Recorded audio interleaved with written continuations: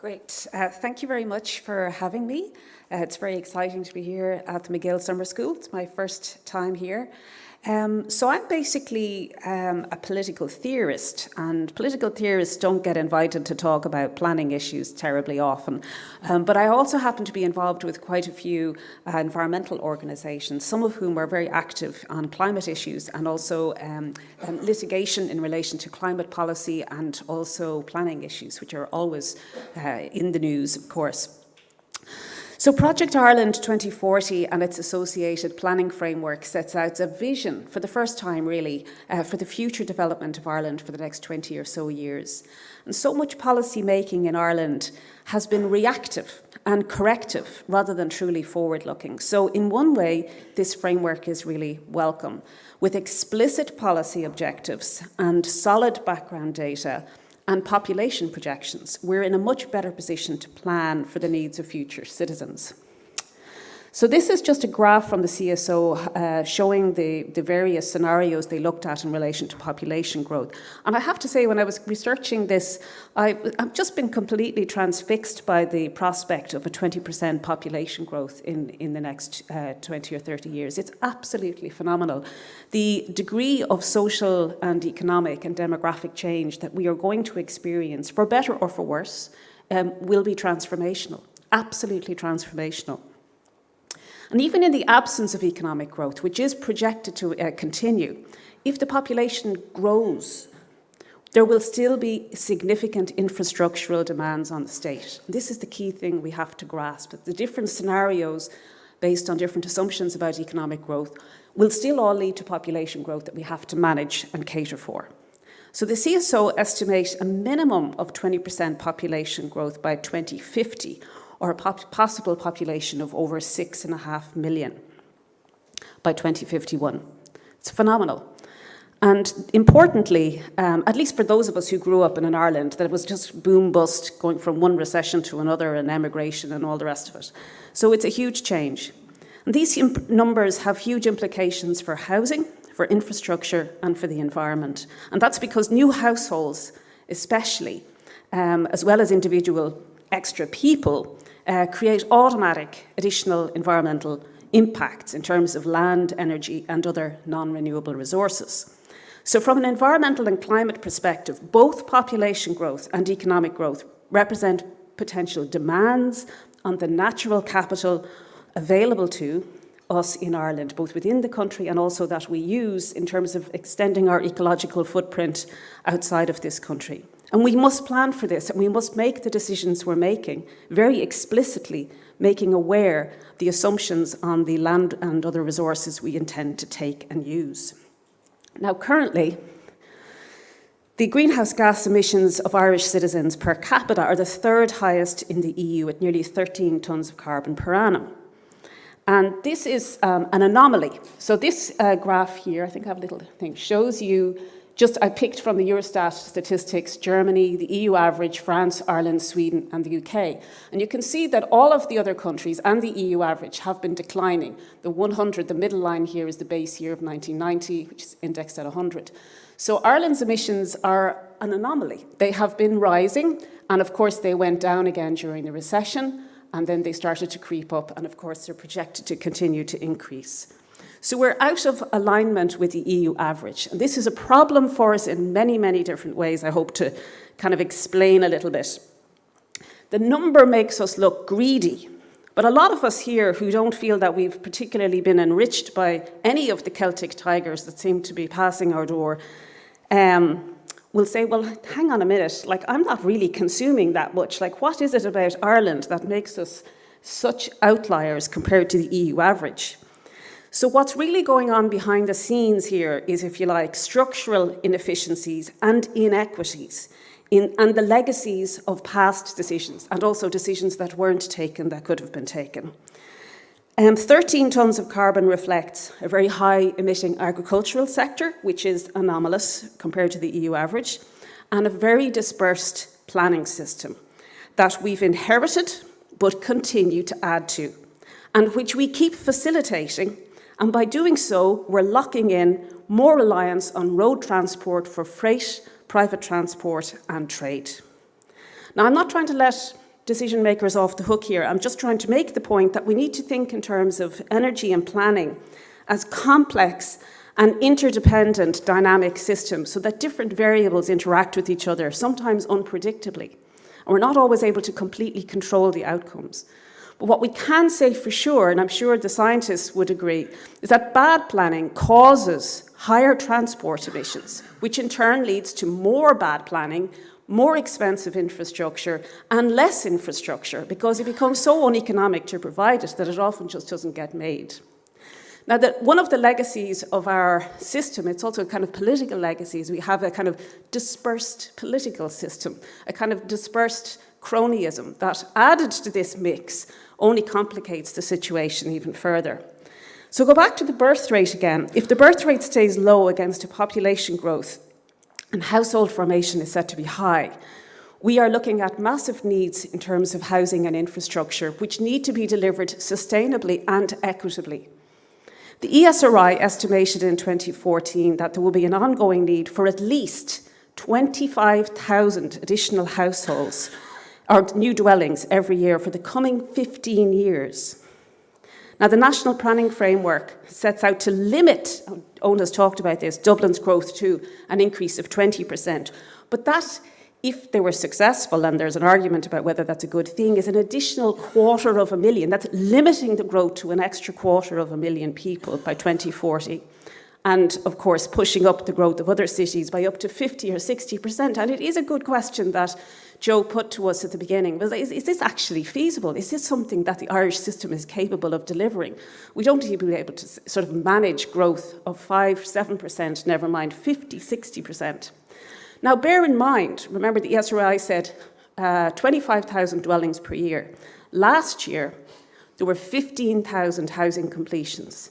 And of that number, 2,200 of them were social housing units. Most of them were in the Greater Dublin area, spreading into Meath and Wicklow. And then the remainder were built in Cork. So if you like, the market is really deciding where things are going to be built. Now, another thing that I came across just by accident today is there's some CSO data on the actual heating systems in these new dwellings. And believe it or not, even though the policy says we need to be moving towards electrifying all heating, as well as retrofitting all the existing houses, 57% of all new completed dwellings in this last year have been connected to gas, right? So the rest are electrical, but these are the state-of-the-art buildings that we are now leaving for future generations to have to turn around and retrofit within a generation. It's a scandal. Now, these population and demographic projections are going to bring huge changes. We're also going to experience net negative or inward migration, so we'll see a more culturally diverse population. So we do need to ask before we make these investments, who are these future citizens going to be? What are their needs? What are their expectations? And chief among these expectations will be housing and employment. Now, transport, and this is where I would deviate from economists, so you'll hear different things from different people. Transport, for me, I like to think of myself maybe as a green political economist, but it's instrumental. It's a means to housing and employment rather than an end in itself. Nobody actually wants, very few people want to drive around just for the sake of driving around. It's a means of getting from A to B. So mobility is the service that you really want to be looking to provide. So if we plan the housing and the employment at the right locations and prices that are affordable and sustainable, in theory, you can then supply sustainable mobility. But the National Planning Framework and the National Development Plan confuse means and ends, causes and effects. So littered throughout the documents, these are just some examples, you won't be able to see them from there, are loads of references to sustainability and climate change. And clearly there was an attempt by the authors to kind of climate-proof the documents as they were being drafted.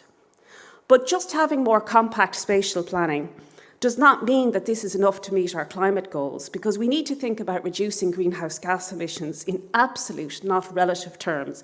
Think about that graph going up when all the others were going down. So compact development and high-density development is necessary, but it is not a sufficient condition for reducing greenhouse gas emissions. So this is delusional. It's not going to work. To get real mitigation, we actually need to take the car out of the system as much as possible. So reliance on the privately owned private car, moving to shared mobility, cycling, public transport, and of course, 100% renewable energy. It's a very radical proposition, but we will not achieve our climate goals without going a bit radical. We need to use fiscal and other regulatory instruments to restrict the power and the role and the impact of private transport in our towns and cities. So even if you have the existing car fleet completely converted to electric vehicles, we will still have huge amounts of land unnecessarily taken up. So the advantage of moving towards the kind of automated shared mobility is that you reduce the need for car parking. But that is still only a step that's, it's more appropriate actually in rural locations, very appropriate, because it could be very, very efficient. But in urban areas, we need to make much bolder decisions about taking the cars out of our cities altogether. We need to invest in cycling. The amount of money proposed for cycling is paltry in comparison to that for roads. There is no effort to actually invest in shared mobility schemes for the smaller towns and urban areas. And while Dublin is really doing some big changes around its public transport system, it's not obvious that that will actually generate emission reductions, because you're moving people from one mode to another. You're not actually reducing emissions for everybody overall. So there's an awful lot at stake in how we plan transport infrastructure. And the key thing I want to highlight that a huge percentage of our emissions, now the figures here are for 2020 and 2030, so they represent a share of different sectors. Now by 2030, the actual size of that bubble, if you like, should be smaller, but of course it won't be because we won't meet the targets. But you can see here that agriculture takes about a third of the emissions in both. In fact, it actually goes up slightly for the year 2030. Transport remains very, very high and increases slightly to 23.6 by 2030.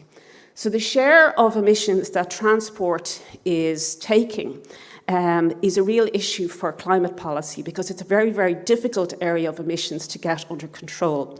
The energy sector is usually where you start. You decarbonise your electricity sector and you try to electrify your heating and transport systems, but we're not making much progress on any of that. So while we have introduced some renewable energy in Ireland, we're actually not meeting our renewable energy target for the European Union directives. So even on renewable energy, we're falling way short of what we could be doing. And when it comes to the transport and housing side, well, we're looking at 25,000 new completions. We might not even get there, but that number is going to dictate to a very significant extent the kind of transport emissions we're going to see in future. So there's a lock-in, there's a path dependency, and this is why planning for sustainability is so important. I cannot stress it enough that mitigation only happens when you reduce greenhouse gas emissions in absolute, not relative terms. So not comparing emissions in one sector to another sector, or comparing it to GDP or carbon intensity or anything like that. So when we're talking about decarbonisation, we have to use less energy, consume fewer or different products, or change technologies, or change fuel and technology upstream, closer to the point of production. So if you like, thinking about the whole of our economic system as a kind of closed loop, where we have consumption and production and all the different stages in between. And we need to intervene with our policies at every single point along the way. I actually drafted something here just to give you a kind of an example for the school run. So if you want to decarbonise your individual school run, you could take personal responsibility by not driving. You could go the shared mobility route of consuming collectively, working something out in your community, carpooling, or doing a few different tasks on one trip. You can walk, make new friends, get to know your neighbourhood. So expand the horizons of your trip from being just an A to B thing to being a community sort of perspective. You can look at changing the technology by changing your car, by changing the vehicle, literally, or by forcing regulations to make cars more efficient. Or you can change the fuel upstream. So recently it was announced actually that they're going to start injecting biomethane into the gas grid, which was one of the reasons why there is such reluctance to do anything about the gas infrastructure in this country, because behind the scenes there's a new fossil industry ready to roll with the bioenergy. Some of it is good and some of it is quite problematic. It's a complex area. So what I'm really trying to get across at here, sorry, went ahead there, is that you can look at all of these problems with a kind of individualistic paradigm, that it's up to individuals to change their behavior. Or you can see it that there's a kind of collective responsibility for the future, that we as citizens can actually shape the decisions that are going to affect us locally and shape each other's decisions. And then there's, if you like, a more macro paradigm, which is about the technology and the regulatory and the fiscal structures that kind of guide investment decisions at a kind of a higher level, I suppose. So what do we need to do? Well, to get greenhouse gas mitigation from these very tricky sectors of the transport and built environment, we're going to have to retrofit all the existing housing stock, all of it, including the new ones that are now connected to the gas grid. We're going to have to electrify the transport and home heating systems. And the reason for that is because if we're moving to renewable sources of energy, you really want to be, the end use of it needs to be in electrical form for most services.